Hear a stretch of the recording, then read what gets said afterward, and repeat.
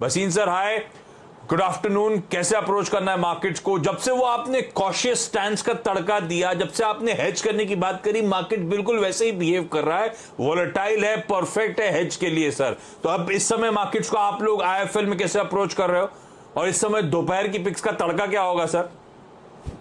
हाँ, good afternoon Ashish ji. तो देखिए, वही आपको कहा था कि the volatility is not a catalyst of our priming, it's because of the event.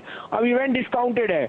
Today the strength I am seeing in large caps is amazing. मुझे बहुत अरसा हो गया और अब मैं कैटेगोरिकली कह सकता हूं कि 16,000 is coming whether we like it और not.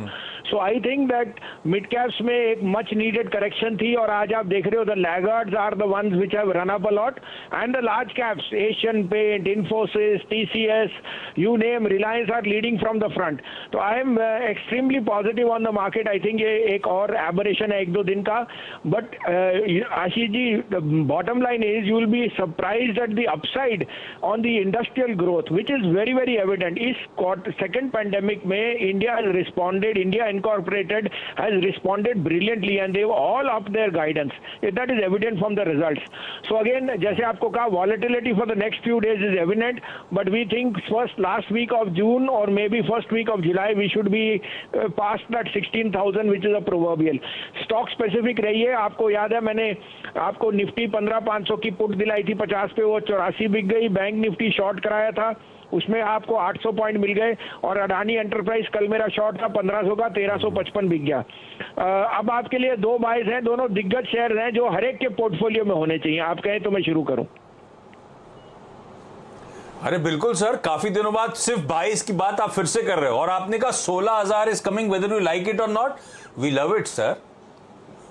Yes, we love it, but you know, सबको यही लगता है कि what will happen now, there will be a big sell off. पहले 14 था, 15 था, तो 16 is just a number. Look at this index, look at the market, look at the fundamentals. They are extremely the best place India has been in the last 10 years. तो पहला भाई है unquestionably HDFC 2490-95 में लीजिए। 2445 का stop loss है।